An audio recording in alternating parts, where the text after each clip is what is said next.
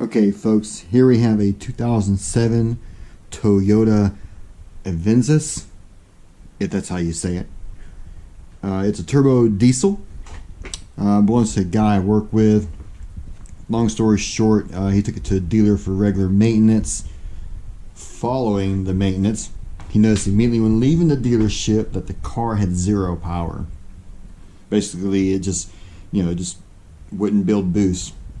He returned back to the dealership, obviously a little bit aggravated because he took the car just to get fluids and all that changed, and now the car is not running properly. But dealership did give him a loaner vehicle. I'm not going to name the dealer, but it is local to Cambridge.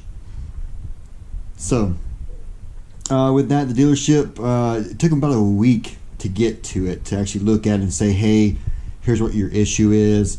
And they came back saying it's the turbo. Now, as you can see on these turbos, it's not too bad to get to. Now, one would think dealership troubleshot it. It's got 160,000 miles on it. More than likely, yeah, it's probably a bad turbo. Unluckily, the guy had to fly back to the States the following day, so we rushed and got a trailer.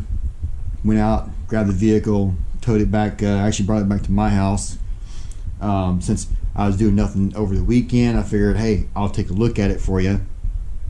So with that, I mean, there's plenty of YouTube videos out there with people troubleshooting the same issue. They've changed switches, they've changed temp sensors, you name it, it's been done. This is going to be a first one for this, though. I had not seen this. I've probably watched 6 or 7 YouTube videos. So basically, the dealership did troubleshoot it. A dealer says, hey man, the turbo's bad, so I'm thinking turbo's bad, but it is a diesel. We know how clean diesels are, so I figured I'll take the EGR valve out, take a look at it. It wasn't too bad, but I cleaned it anyway, put it back on, just sitting in the garage and giving it a little throttle. It's not even building up like it should. It's taking a good, I'd say 5-6 seconds even to get to like 4,000 RPMs. So then I was like, I don't really want to take this turbo off. My thing was, I've done this before on a GTR. I was just going to take off the inlet and just see if I can reach in there and spin the blades myself and see if it's a bad turbo in that way. But I was like, let me check the hoses. I mean, it's still got some vacuum systems on it, so you would think that the dealer had done that. Well, I checked the hoses, and this is what I found.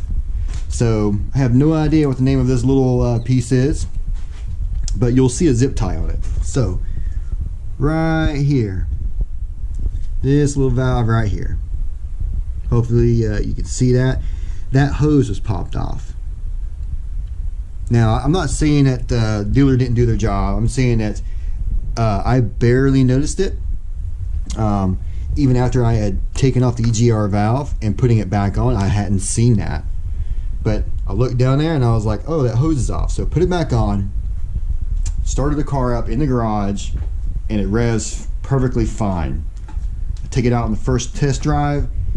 I'm about halfway into the boost in first gear, and all the boost just drops off. And I was like, are you kidding me? So pull over, get out. Sure enough, that hose had popped off. That's why there's a zip tie on it. So zip tied on there, and guess what? The car boosts just fine. So hopefully this video hasn't been too long, to get to the point. If you did start the video and just hit to the very end to find out what fixed it, then that's fine too. I just figured I'd put it out there because I'm not saying that the dealership was going to try to rip him off. I do know, looking at the car, looking at a price of a dealer putting on a turbo, is the dealer going to come to the owner and say, hey, we're going to need 1,800 pounds to fix your car? That's just a guesstimate. Maybe it'd be 800 pounds. I don't know. To me, the car would be worth it at that point. I would just probably either do like we did or like I did, troubleshoot it myself, or just junk it. But luckily it wasn't a turbo, it was just that little bit hose down there. So if there's anyone else out there that's got some turbo issues, hopefully you'll find this on YouTube and you'll fix your car for little to no cost. Have a good day.